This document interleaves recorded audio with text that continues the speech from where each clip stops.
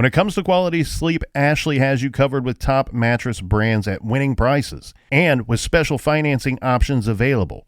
You can snooze now and pay later. Plus, your mattress purchase helps give the gift of better sleep to children in need and U.S. Special Operations Forces. Visit your local Ashley store or shop online today and make every snooze count. Financing is subject to credit approval. See store or ashley.com for details. Dreaming of overseas adventures or connecting more deeply with family from afar? Rosetta Stone bridges the language gap. I've tried others, but Rosetta Stone's immersive lessons and voice feedback technology are game changers. Dive into 25 languages by learning intuitively, just like when you were a kid. And here's the holiday sparkle. Grab a lifetime membership now and save 50%. Gift yourself the world. Head to rosettastone.com now and save 50%.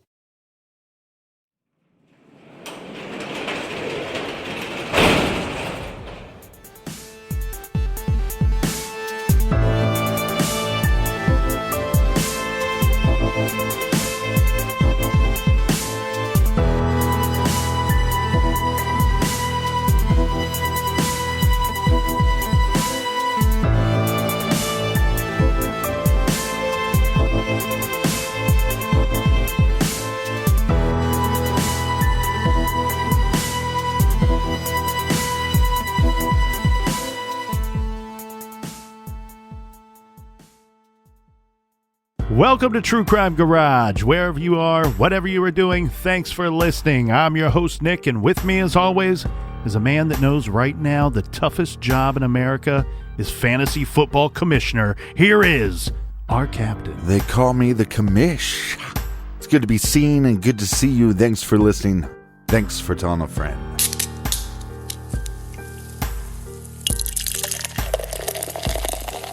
Today we are sipping on some Day Raider Belgian-style white ale by the beer wizards over at Kelsen Brewing Company.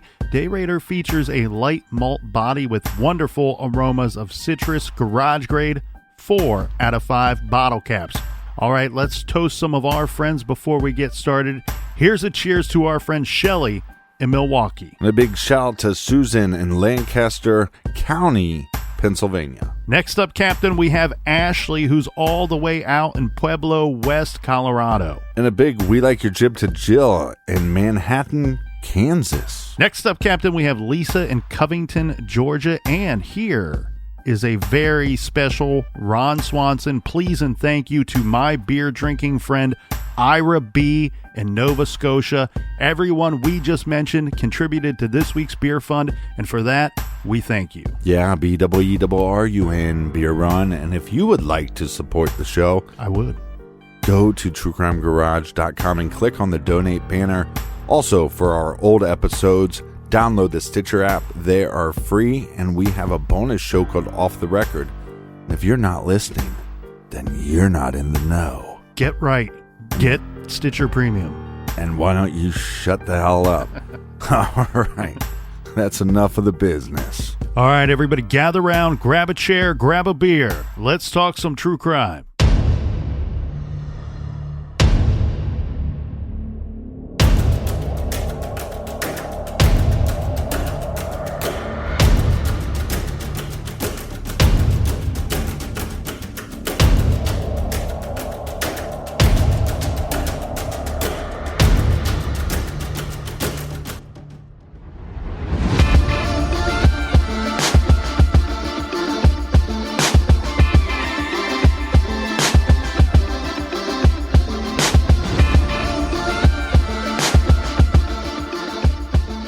As hard as they were to hear at times, we have sat through the interviews of 4 of the 5 individuals being interviewed for the murder of Kimberly Cates. And now we have Steven Spader, who is left. Chris Gribble gave us a good amount of information, and he showed us what kind of heartless individual he actually is. It's time for Steven Spader. Did he tell the same story as Gribble? In a nutshell, no. Instead, Spader threw his childhood friend right under the bus. The affidavit sums it up best. Quote, Spader told the police in substance that he did not commit the charged crimes, that he did not know who did it, that whoever did it should get the death penalty. He also stated that on October 4, he was at the Pheasant Lane Mall in Nashua with Christopher Gribble while he pawned jewelry, presumably the jewelry taken from the Cates' home. Spader then lawyered up and refused to talk to the authorities. This is confusing. As we saw, these boys took pains to make sure that they were not caught. They wore gloves. They got rid of their clothes. They cleaned the blood evidence up with bleach and other cleaning agents. But then they told everyone they knew about the murders. Here's what the affidavit says the boys blabbed about to people. During the day on Sunday, Spader told Jamie Hollins, remember he was at Kyle Fenton's house, all about the murder, quote, because he trusted him. As we know, they also told Fenton all about it, and his mom was the one who actually called the police. Gribble said that they threatened Eldon Spikes on Sunday. Remember that Spikes was hanging out with the four of them that Sunday, and they all had gone together to the pawn shop to sell some items stolen from the house. When Spader found out Spike's girlfriend knew about the murder, he threatened him, and so did Gribble. They showed a number of people the knives on Sunday, but then became concerned that so many people knew, so they cleaned the knife and the machete and the sheaths with bleach and alcohol, and then buried the knives in the woods. They also buried a pearl necklace they stole from the Cates' home that they could not pawn. These items were collected by investigators after Gribble led them to the burial spot. This is not laid out in the affidavit, but it seems likely that at least one of them told his girlfriend, as we know that Glover's girlfriend called and yelled at him about it. Also, Jillian Baptist, Spader's girlfriend, was included in an outing to the Pheasant Lane Mall where they pawned the jewelry. She testified that she later learned what they had done and cut ties with Spader. Right, and let's go back to the idea that we know that Gribble is a horrible person, but he's also telling the authorities, hey, Spader is actually the real deal. So now let's get into the autopsy and the charges.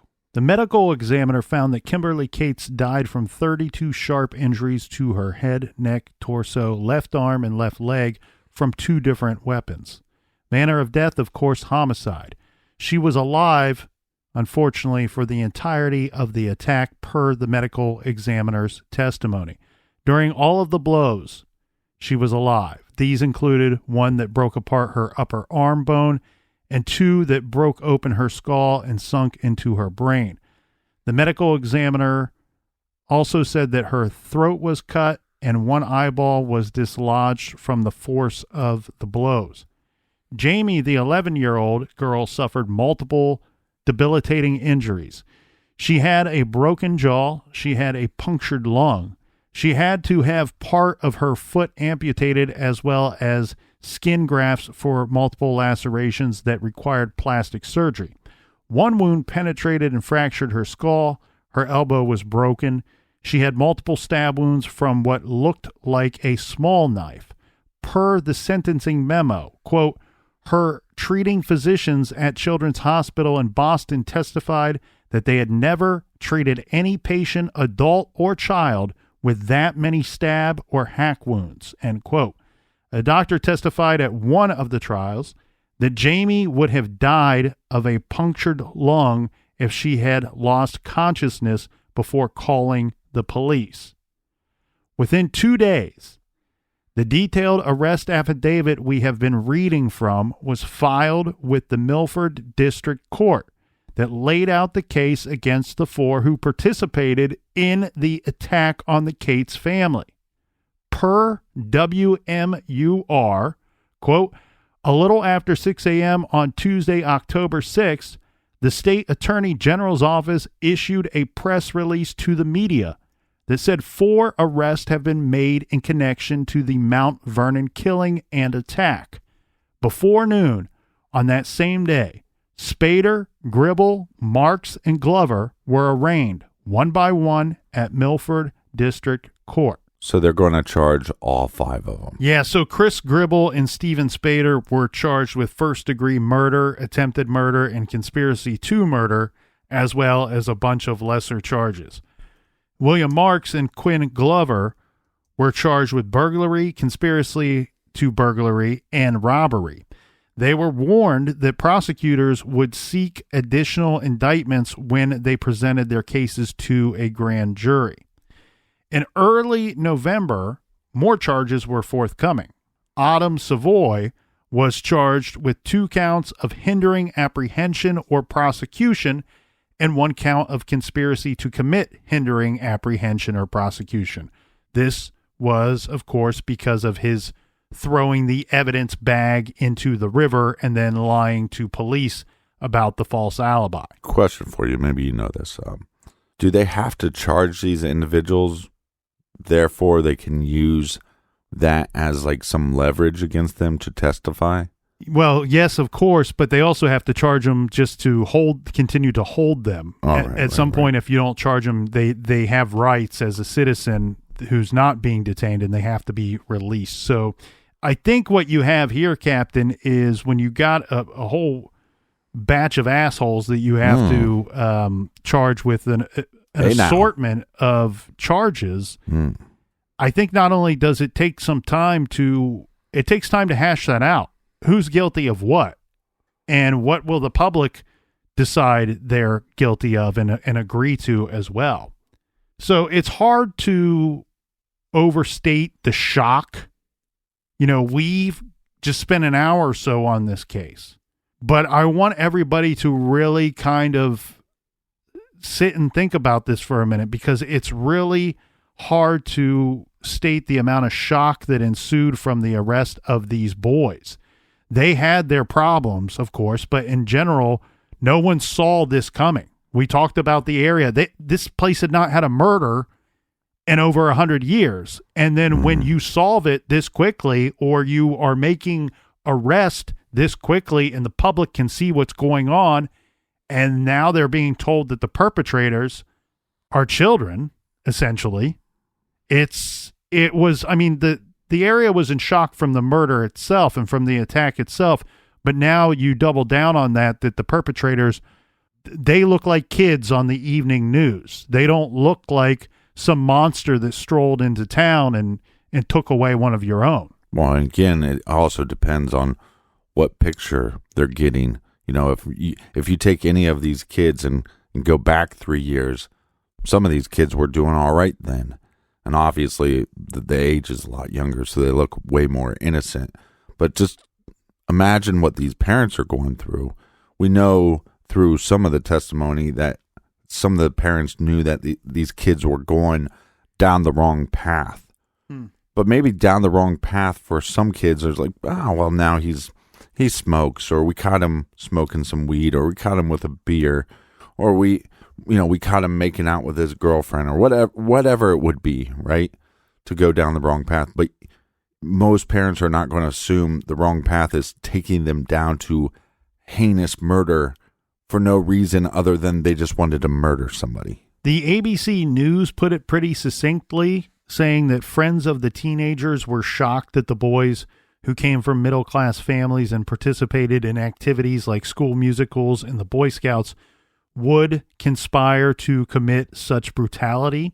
The community, they not only blamed the boys, but some people in the community were blaming the parents of these kids as well, saying that the parents must have ignored the signs, that they enabled them. Yeah. And labeling the boys as evil monsters, psychopaths who deserved the death penalty.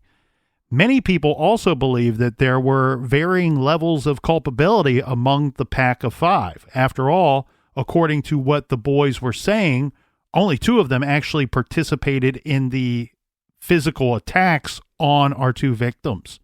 Savoy wasn't even at the Trow Road house at all. Thankfully, none of them were granted bail. They were going to sit in jail and wait for their trial. They would have to stay there until their trial date.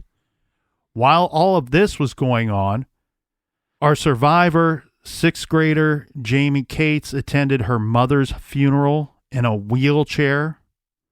She was able to return to school the week of October 27th. She and her father issued a statement that thanked all of the first responders, doctors, law enforcement, and community members. So what's this story about the high school yearbook? This is an interesting one, and this is not something that we would have in a lot of our cases given the age of the perpetrators. But right now we have these 5 young men, as disgusting as they are, they're sitting in a jail cell waiting for their trials. And we have the state that's going to be busy preparing indictments and working to build their case against these individuals. In the meantime, the 2009-2010 school year is drawing to a close, and the yearbook is going to be released. And this takes place in March of 2010.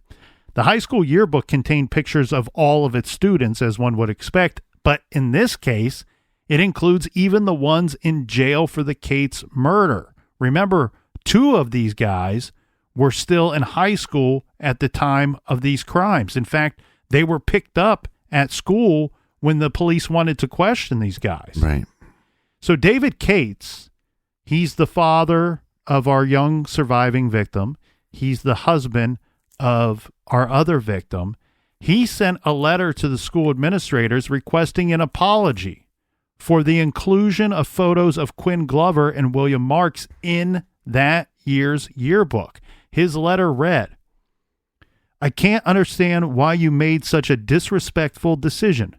Jamie is going to the school in 2 very short years. How can she have respect towards the administration when you were so disrespectful toward her mother's memory?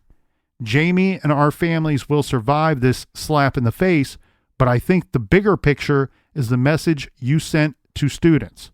By condoning the immortalization of these soulless young men that consciously, with intent, invaded our home and took my beautiful wife from Jamie and me." Chances are that this was the last thing on the administrator's mind. They probably, you see what I'm saying? Like, maybe one of these kids played on a soccer team earlier in their career, high school career, and they won a state championship, and their picture is somewhere up in the hallway. Administrators might not pop into their head that they need to go take that down.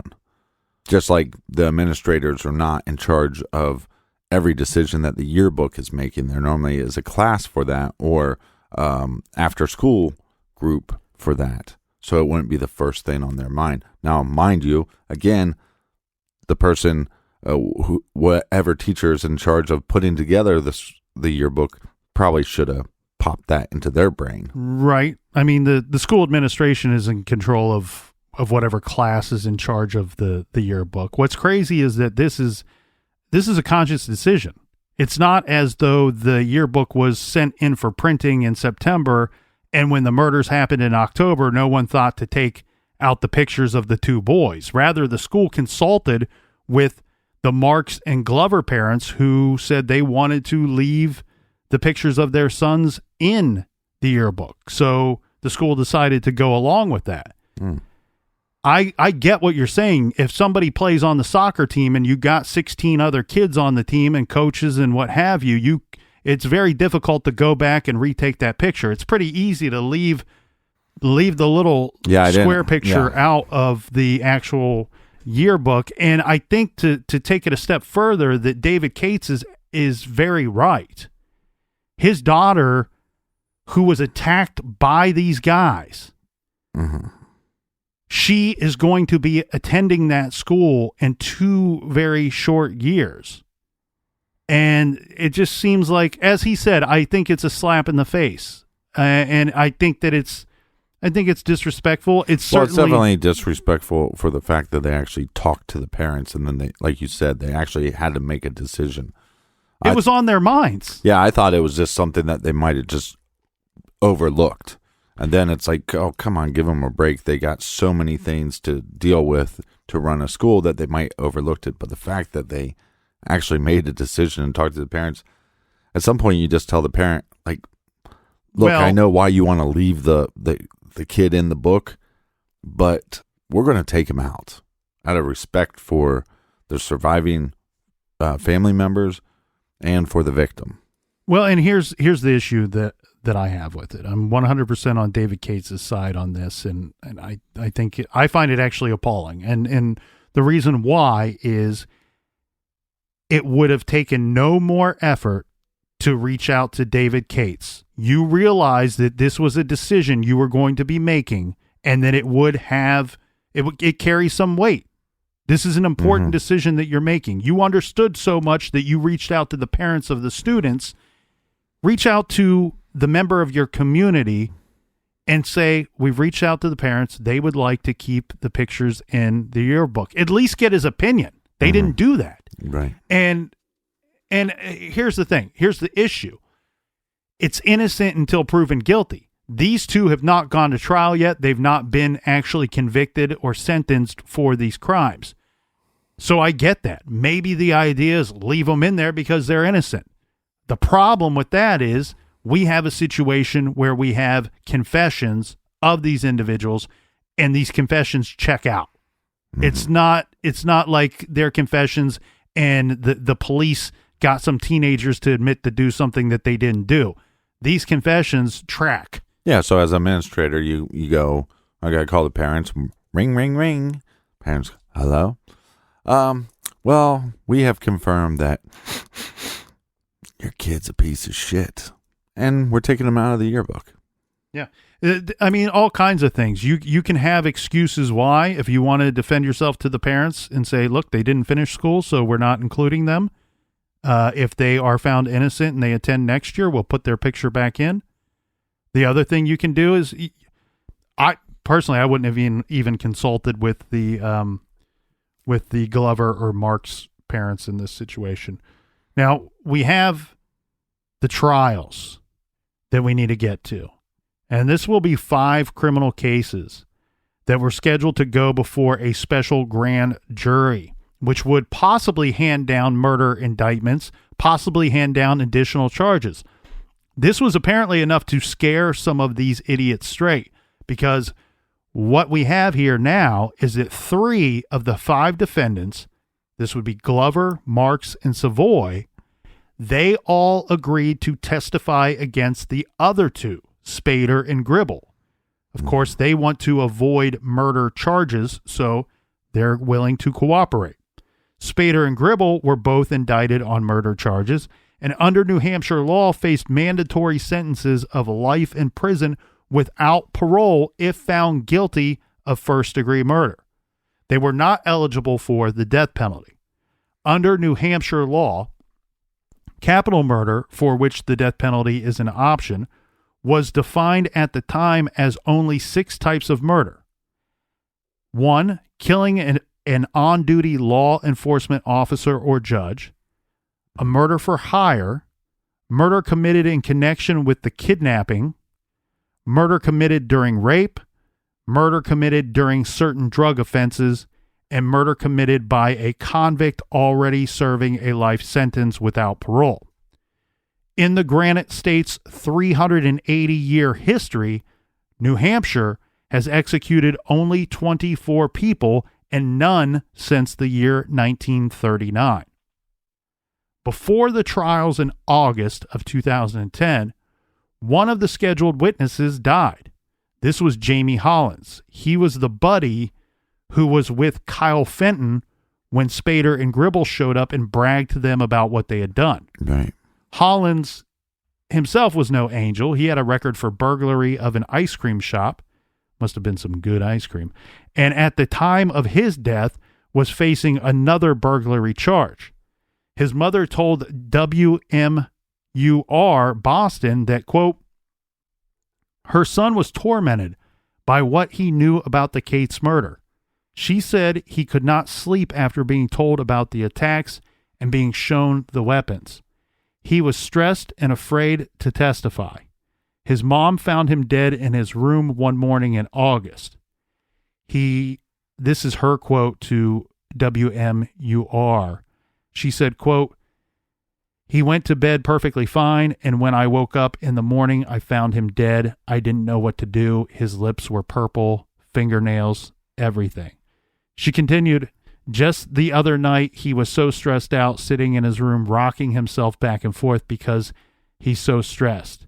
He didn't know what to do. She said her son was on sleeping pills and antidepressants, but seemed okay that night when he went to bed. It's unclear whether this was a suicide, accidental overdose, or what, but Hollins he passed on and was not available to testify against Spader or Gribble.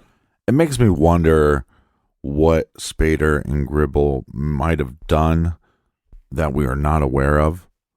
Because like I said, boys will sit around and go, oh, let's go prank these people, or let's go do this or that. It seemed like there's a very steep escalation. And I'd probably argue that maybe it wasn't so steep, that maybe there are other actions and other heinous things that these individuals did that we're just not well aware of.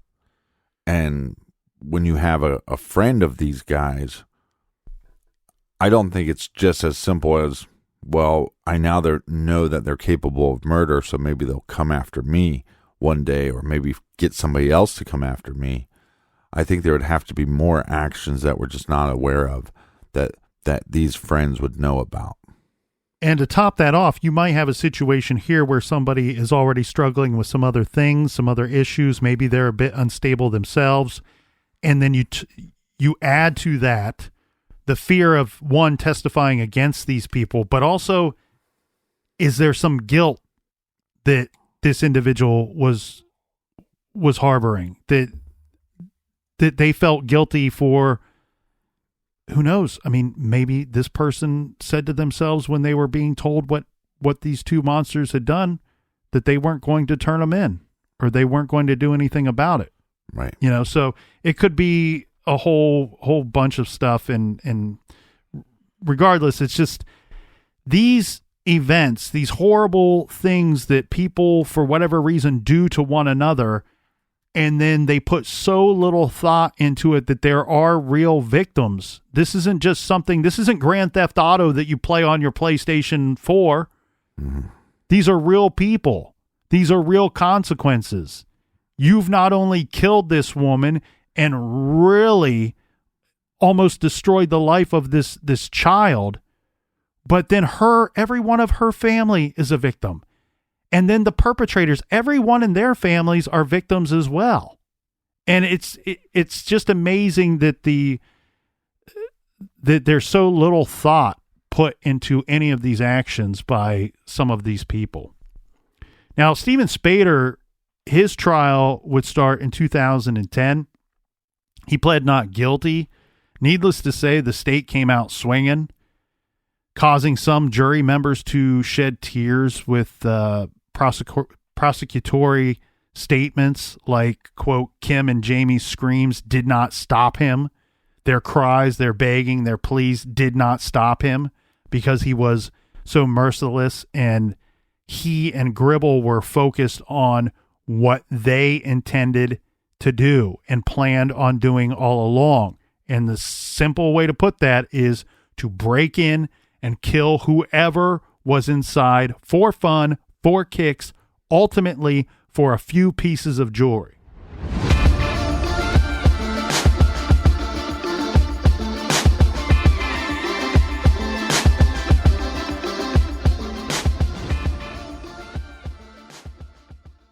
This show is sponsored by BetterHelp. Do you look forward to the holidays? Maybe you struggle with seasonal blues. This time of year can be a lot, and it's natural to feel some sadness or even anxiety about it. But adding something new and positive to your life can counteract some of those feelings. Therapy can be a bright spot, something to look forward to make you feel grounded, and to give you the tools to manage everything going on. If you're thinking of starting therapy, give BetterHelp a try.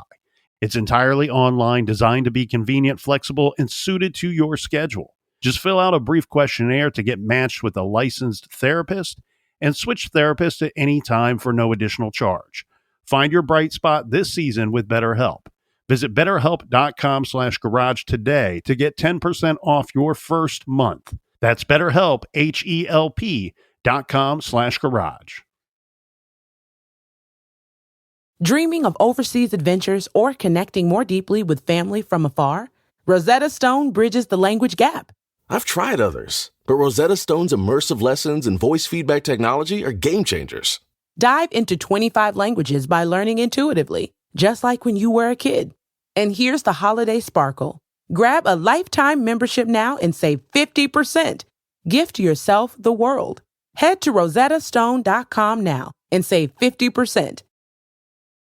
Major phone carriers make you sign contracts with rigid data plans to trap you into a kind of forced phonogamy. Sounds pretty insecure if you ask me. At Consumer Cellular, we believe in a more consensual and healthy form of phonogamy, free of contracts and more flexible to your data needs. This way, you stick around not because we force you to with contracts and fees, but because you love our phone plans. Like ardently love our phone plans. Phonogamously. Consumer Cellular. When freedom calls, we're here to answer. Call us at 1-888-FREEDOM.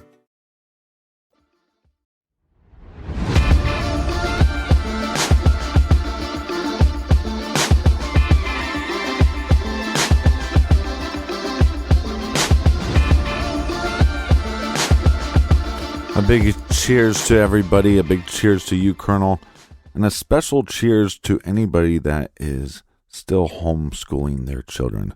That would be a very tough task, so this drink is for you. Cheers to, well, don't have a drink, but cheers to those who are still dealing with their parents homeschooling them. That can't be easy either. Yeah, so. I drink. Pour a little out for everyone. My dad doesn't know math. We're all in this together. So the Spader trial is the key one here, Captain, because remember, he is the guy that you want to sink. He's not only one of the most evil of the five, but he's also the guy that didn't really admit to anything. We got everybody else singing like a bunch of birds saying this is what happened, but Spader, last time he spoke to investigators, he says, yeah, I was with Gribble when he was out there pawning some jewelry. I wasn't there that night. I didn't kill anybody, and I don't know who did. Yeah, so, I told you how big of a douchebag this guy is. At his trial, at some point it was his birthday, and he asked his lawyer, do you think the jury will sing happy birthday to me? And he was laughing all smug. Mm-hmm. And what I can say nice about his lawyer is that he definitively said no. That's the dumbest question you ask, you idiot. Well, speaking of Spader's attorney, the attorney mounted a defense which included testimony from a forensic scientist that stated that no DNA or fingerprint evidence belonging to Steven Spader connected him to the scene of the crime.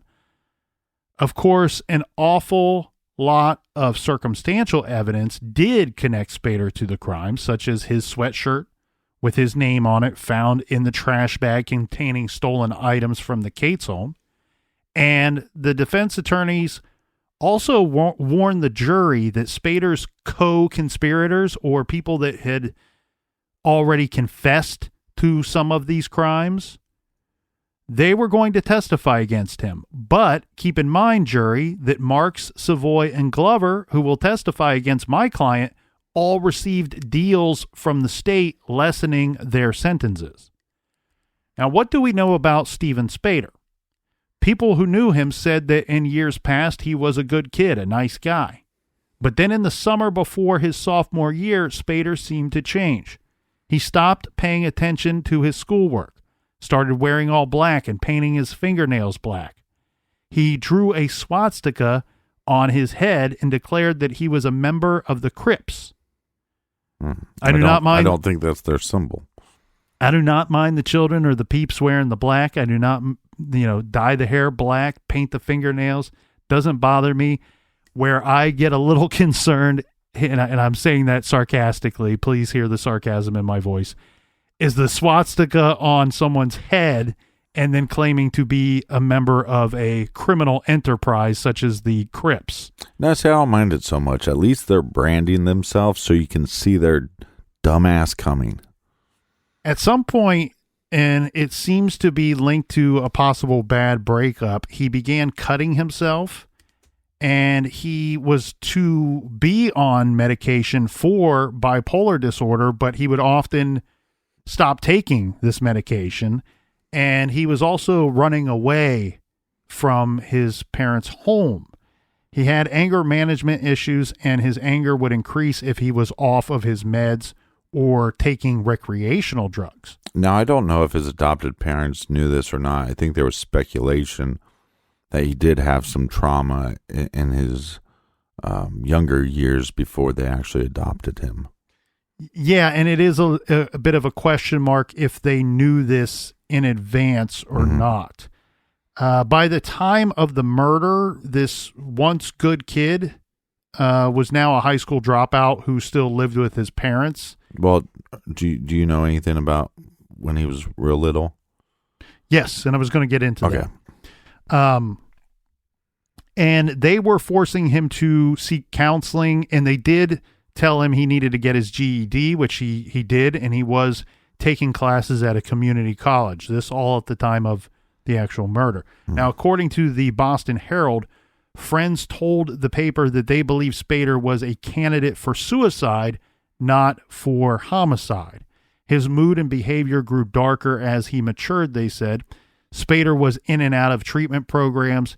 He shaved his head, abused marijuana and speed, and cut and burned his own skin.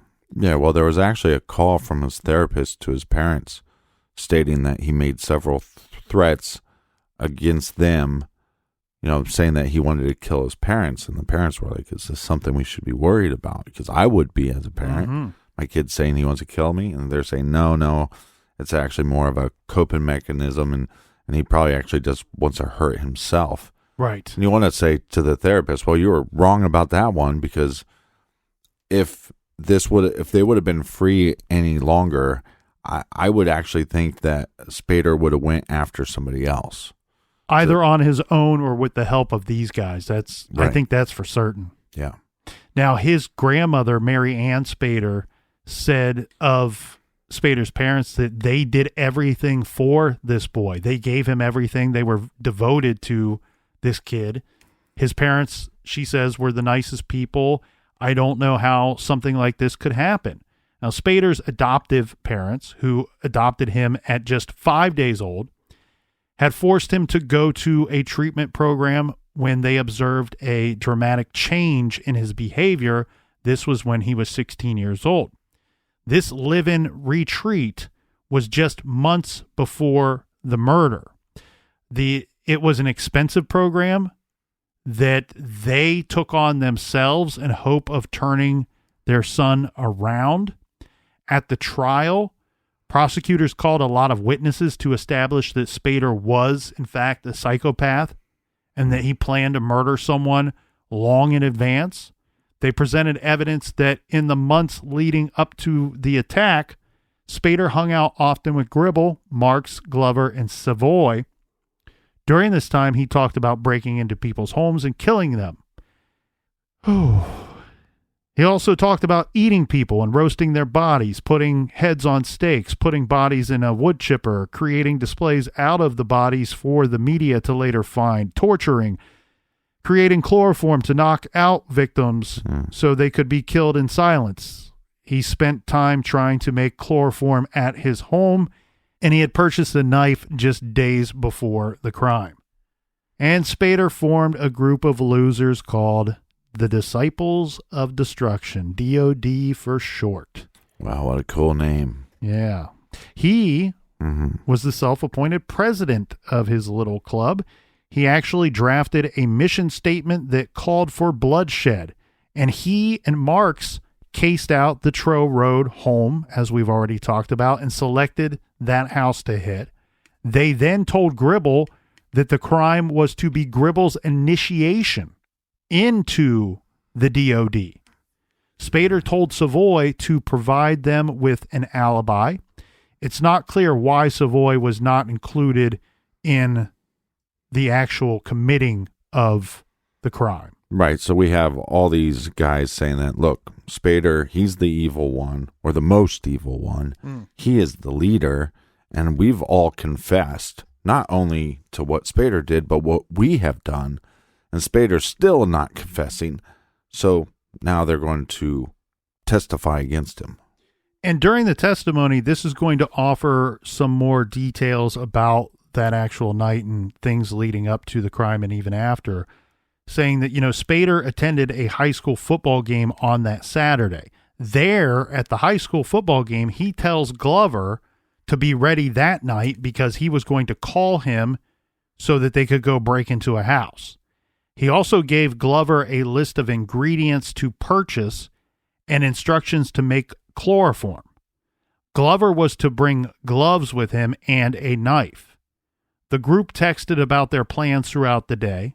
About 10 p.m., Gribble texted Spader, "Cool, ought to be a good party," to which Spader responded, "We'll have fun." Around 1:30 a.m., Spader texted Glover, "You've got to get out soon because we're ready. We need completion of the DOD to go on." Glover waffled about going, and Spader ordered him to join them. Eventually, Glover snuck out of his house and got into Gribble's car with the rest of the DOD. And on the way to Trow Road, Spader declared that the purpose of the night was to get Chris into killing. So again, we keep pointing out that this could, on the surface, to some, seem like, oh, it's just teenagers talking. This is a lot of talking.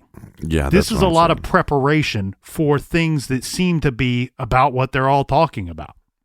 And that's why I'm saying I guarantee you there's other stuff, whether it's cruelty to animals, whether it's bullying, whether it's other break-ins, other little crimes. That was all, I guarantee you, happening before this murder. And I'm going to try to go through this without getting too much more into the details of the actual attack itself. One, it's hard to get through, and two, we've discussed it pretty well so far, unfortunately.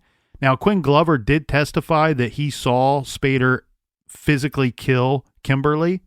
Billy Marks testified that in the light of the full moon that night, he could see Spader chopping at the people in the bed with the machete. After they turned the light back on, he saw Steven Spader kick Jamie in the chest and hit her in the head with the machete. After Gribble stabbed Jamie and threw her, Spader made him come over and stab Kimberly a few more times. Then he went over to Jamie and kicked her and struck her with the machete and said something, this is beyond bizarre. He stated, "I'm bored." Despite this seemingly lackadaisical attitude toward the murders, Spader later told his buddies that the whole thing was a rush. He was euphoric and felt like he had just gotten off of a roller coaster. He joked about how Kimberly woke up to being hacked with a machete. When he found out that Jamie had survived, Spader turned to Gribble and said, "You're an idiot. You can't even kill a fifth grader." Spader's friend Kyle Fenton testified that Spader bragged about the killings afterwards as well. Now, the defense did their best to raise questions about who actually did the killing and tried to undermine the testimony of the three witnesses, Glover, Savoy, and Marks. They pressed Marks about boasts he had made about stabbing somebody with a knife. Defense attorneys presented evidence that Glover's weapon of choice was an axe, saying that he posted a photo of himself with one on his MySpace page. So they're really just trying to present the idea that these other three could have done the murder without Spader. But the defense called no witnesses whatsoever in the course of the trial, and Spader did not testify in his own defense. And Spader's behavior prior to and at the trial did not do him any favors. He threatened three of the witnesses testifying against him while they were on the stand. This is right in front of the jury. Testimony from Spader's jailmate, a gang member named Chad Landry, was probably the most damaging. Landry told jurors he and Spader would pass notes or kites back and forth inside books that they slid down the corridor between their cells. Landry was no dummy, and he saw an opportunity. He pretended to flush the notes down the toilet, knowing Spader could hear it, but he actually kept these notes and contacted authorities to use the letters as leverage to get himself a reduced sentence. These letters were gold for the prosecutors since Spader had not confessed to the crimes. Landry read some of these notes on the stand. Spader wrote to Landry that he whacked the mother 36 times and that he could see brains and lots of blood and that her eyeball was hanging out of its socket. It was such an adrenaline rush, he wrote. I almost hit Gribble with the machete. In one of the letters, Spader called himself the most sick and twisted person you will ever meet. He said that he found torture highly enjoyable. Death doesn't frighten me. Blood excites me. He wrote, I've got more shit wrong in my brain than you can think of. But such is life. Another letter explained how he wanted to start a crew or brotherhood, and he set up the home invasion as a test to see if his friends had the guts to do it. I mean, what a piece of work. Well, this testimony right here is really the slam dunk for the prosecution, because we have all these other people who are saying, yes, this is the things that Spader was saying before and the actions he was doing before the murders. This is what he did at the crime scene when he killed Kimberly. And these are the things that he was saying afterwards. This guy's testimony is different in the sense that they are presenting notes in Spader's own handwriting, confirming all of the things that these people are saying.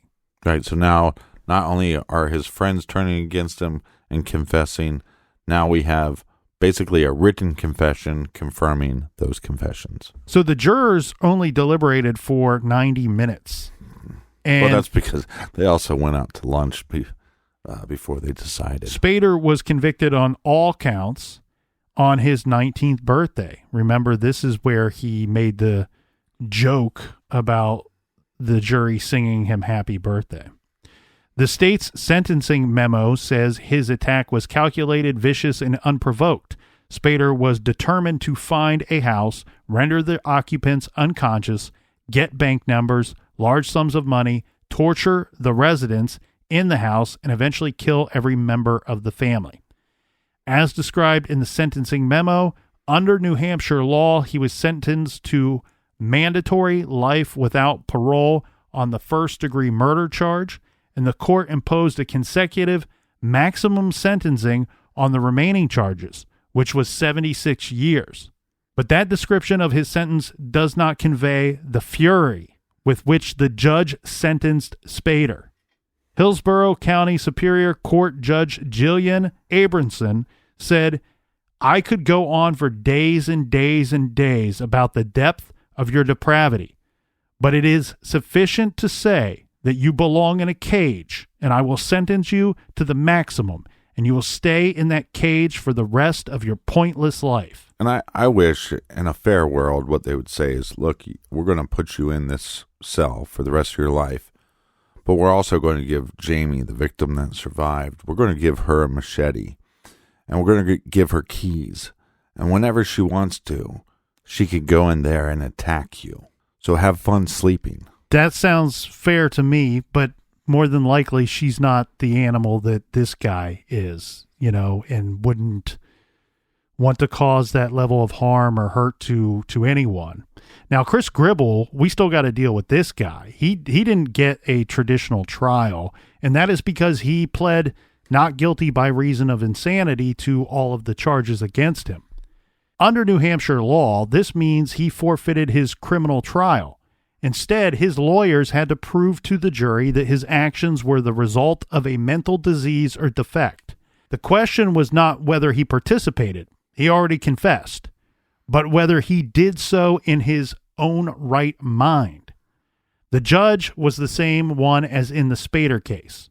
The way this worked is a little complicated, but basically, if the jury found unanimously that Gribble's actions were the result of mental disease or defect, he would be committed to a psychiatric unit in the state prison rather than just go to regular prison, and he would be entitled to another hearing every 5 years to determine whether he still presented a danger to society.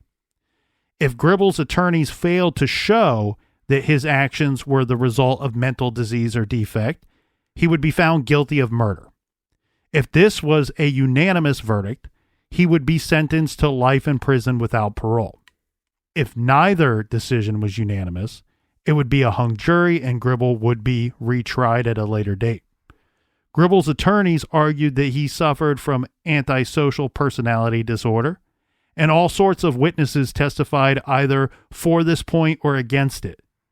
It is interesting to see the picture painted of this guy by people who knew him. He was described as a dork, awkward, someone who would ramble on about uninteresting topics. He was always misreading social cues, and the girls called him Creepy Chris. Some testified that he was very smart and nice, although he didn't really seem to understand others. One mom recalled how he said he loved her cookies and seemed devoted to his Mormon faith, but he also dressed in camo gear all of the time. This might seem weird, I guess, but he was a U.S. Army Cadet Corps group. He was in that group. So maybe it's not that weird. Yeah, but sometimes, with the ROTC guys, people would pick on them because they had to wear uniforms to school. Right, but I think what they're pointing out here is that he wore the stuff all the time, and that, in fact, is weird. But I'm pointing out he did have a reason or a purpose for wearing it at least some of the time. He played Dungeons and Dragons. Again, that's just a hobby. That's weird. Yeah, some people say Weirdos that's do weird. that. That's about as weird as Grand Theft Auto to me, and a lot of people play that, and I think Grand Theft Auto is probably even more violent. He got good grades, but started to change around 2008. Autumn Savoy, no saint himself, testified that Gribble was Robin to Steven Spader's Batman. Gribble's father, Richard, testified that his son was intelligent, well-spoken, but that he was socially awkward and also had a warped world view in which he was always in the right. A friend of Gribble's told the Boston Herald that he saw himself as a destroying angel, and he said he hated his father. Apparently, part of his insanity defense relied on Gribble testifying that he was abused by his mother. Gribble took the stand and admitted that he had fantasized about torturing and killing her from the age 14 on because she was abusive. Now, was it Gribble that also said that he was possibly sexually abused when he was younger? I didn't get into that. I didn't come across that. I thought I saw something about that. But he said, this is per an Associated Press article, he said, quote, he fantasized about taking his mother into the woods and cutting off little pieces of her, bit by bit, listening to her scream. He also said he thought about pouring boiling water over her sensitive parts and bending her limbs out of joint and sprinkling her with sugar so the crows would come and pluck at her, saying, hey, if I'm going to kill her, why not make her pay? Yeah. But his father testified that his parents were loving, not abusive, and in fact, his son gave him a black eye in the course of an altercation. His mother said all she had done was once when he was 5, whack him on the back with a wooden spoon. There was no abuse. Other witnesses testified that Gribble's parents were very patient with him, very involved, homeschooling him and supporting him by participating in the Boy Scouts and participating in Dungeons and Dragons with him. Richard was an EMT, his father, and Cub Scout and later troop leader, volunteering so his son could obtain Eagle Scout rank. As described in an article in the Nashua Telegraph, Richard Gribble said he and his wife tried to teach their son right from wrong and to instill a set of values in him.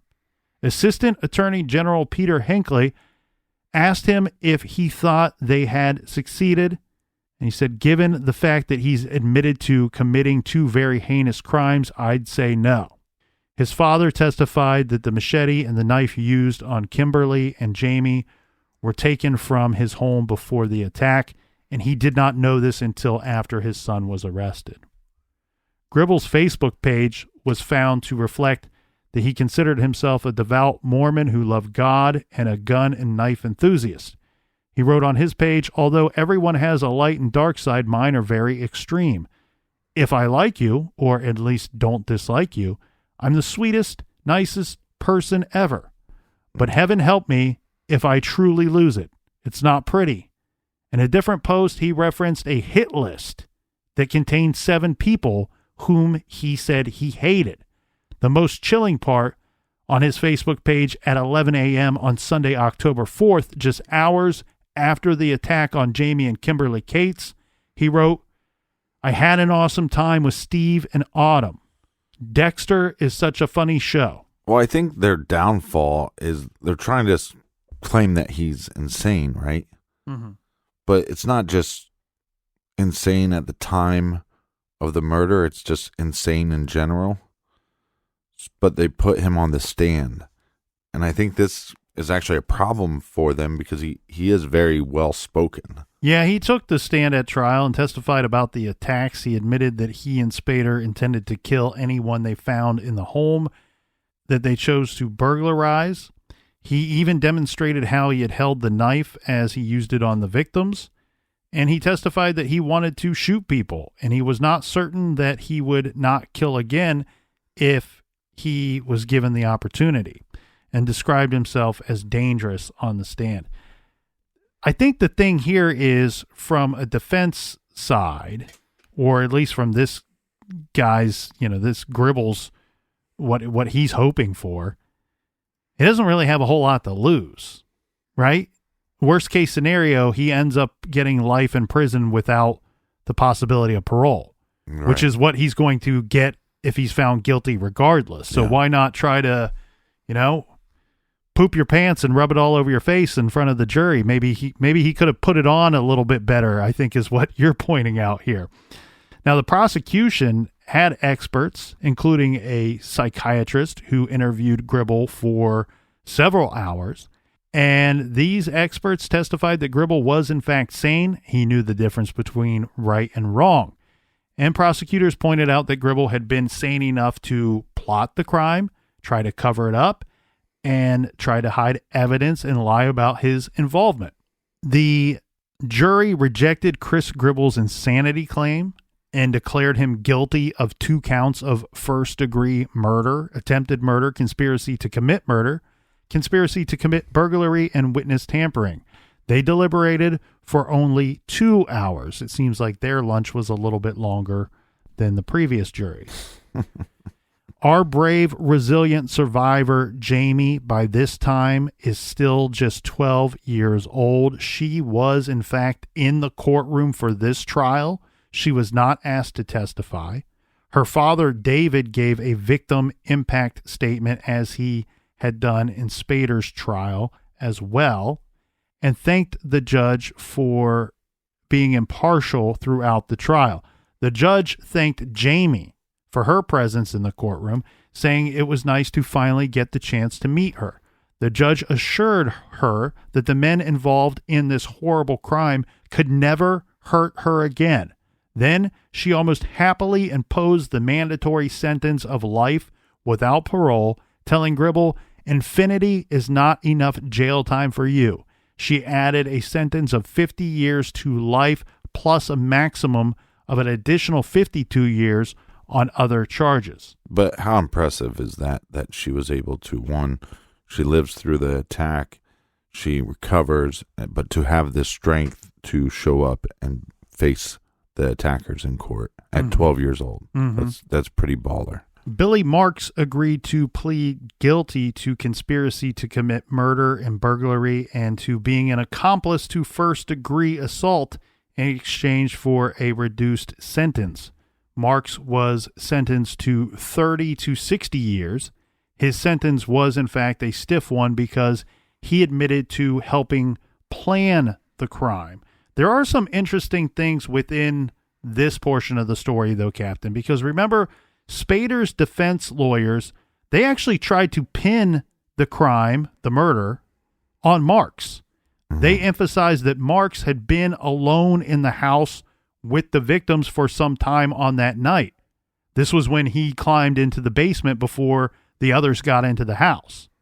They implied that he had perhaps done the killing on his own before the rest of them got into the house. The other interesting thing about Marks, too, is this is the only bit where I could find that any of the five at one point said, ho, ho, ho, wait a second, maybe this is not such a good idea. You know, everybody else seemed to be going along with this all the way. So what we found here was text messages. Mark actually texted Spader that they should wait to rob a house until the family that occupied the home was not at home. That, I guess, he's trying to deter them from attacking and killing everyone in the house, right, like Spader said that they wanted to do. Now, unfortunately, and to discredit Marks, that's not what happened. And he went along with this whole nightmare of a plan. Quinn Glover was charged with only robbery, burglary, and conspiracy to commit burglary on condition that he would plead guilty to all of those charges and testify against all of the others. He was sentenced to 20 to 40 years. His shorter sentence was due to prosecutors' recognition of the fact that he was the first one in the group to cooperate with police and start telling them what actually happened and who did what. Now, what happened to Autumn, the one that wasn't there? Autumn Savoy pled guilty only to charges of hindering apprehension and conspiracy. In exchange, he got a sentence of 5 to 12 years in prison. He was, in fact, paroled in 2015. That brings us, Captain, to the sentencing review. This took place in June of 2012, and this was a U.S. Supreme Court decision handed down with a ruling in the Miller v. Alabama case, which required the sentence given to Steven Spader to be reviewed. This is because he's a minor and he received a sentence of life without parole. We're not going to get too much into the minutia of the legality of all this bit. What does happen is he, by his own rights, gets this review. He decides that he does not want to be reviewed. He does not want his sentence reduced or changed in any manner. He refused to cooperate. He would not allow himself to be transported to court for any of the hearings. Regardless if he wants to participate in this review or not, it's going to happen per the law. So he's not there to argue his side. However, someone will argue his side for him. Basically, the prosecution is going to make all of the arguments that they made previously. This guy's a psychopath. He's admitted to killing people. He's a violent offender. He deserves the sentence that he got. We should not change anything. But what is interesting in this whole bit of legal proceedings is that this is when it came out about the evaluations of Spader in regards to his having been adopted. Spader was adopted at only 5 days old from a mother who had substance abuse problems. Baby Steven tested positive for marijuana and cocaine when he was born. And then in 2008, he starts having all of these problems that we talked about leading up to the murder. Right. It's worth asking the question, was Spader predetermined to be a violent offender or violent killer because of his exposure to drugs in utero? The court, during these proceedings, did not seem to consider this to be a factor in their sentencing process. The court also took into consideration Spader's statement of regret delivered by his attorneys in court. This is basically his statement of refusing to go along with this procedure, but also stating that he was in fact sorry for the crimes that he committed and the harm that he had done. The sentencing judge was not swayed. The court says that they find these sentiments self-serving, disingenuous, and inconsistent with the defendant's true regret. The judge ruled that Spader will forever be a danger to society. The court exercises its right of discretion toward sentencing the defendant to life without parole. They upheld the sentence that was originally handed down for this guy.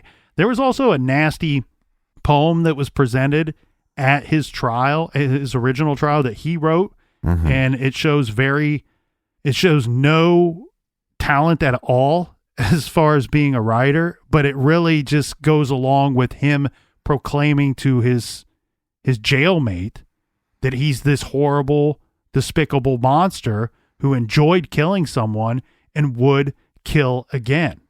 In June of 2011, the New Hampshire governor signed a bill expanding the state's death penalty to cover murders committed during burglaries and home invasions. This law was passed as a direct result of the Cates murder. The bill was named after Kimberly Cates. House Speaker William O'Brien said, "Our homes are our sanctuary," and this was a necessary enhancement of protection for those in their homes who have the right to be safe and secure. Jamie is now in college. Her dad has been her supporter every step of the way, and the two remain very close. They still live in the house on Trow Road. Each year on the anniversary of the attack, David Cates hosts a golf tournament to raise money for a scholarship in his wife's name. Many of the police officers and prosecutors who worked on the case participate. The 4 young men who invaded the Cates home and carried out their despicable thrill kill will spend a significant part, if not all, of their lives in prison. The town of Mont Vernon, New Hampshire, is forever changed by their actions. It's a small comfort that these young men are put away, but it's deeply disturbing that these promising young people who were given every privilege in life and were members of mainstream communities found each other, fed on each other, and together carried out their darkest urges.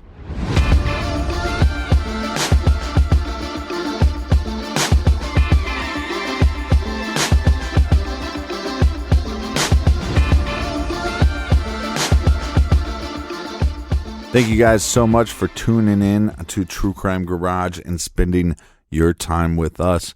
Colonel, do we have any recommended reading this week? Yes, we do, Captain. This week we are very happy to be recommending The Cases That Haunt Us by John Douglas and Mark Allshaker. America's foremost expert on criminal profiling provides his uniquely gripping analysis of 7 of the most notorious murder cases in the history of crime. Check out The Cases That Haunt Us by John Douglas and Mark Allshaker. You can find that great title as well as many others on our website, truecrimegarage.com. Absolutely one of my favorite true crime books. I have listened to it twice on Audible. And until next week, be good, be kind, and don't litter.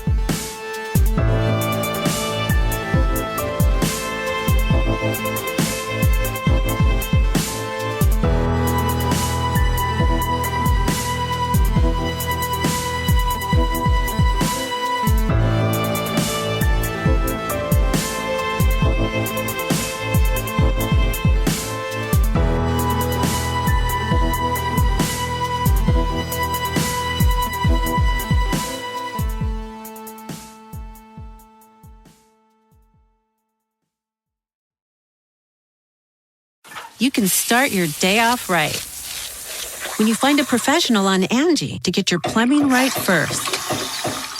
Connect with skilled professionals to get all your home projects done well. Visit Angie.com. You can do this when you Angie that.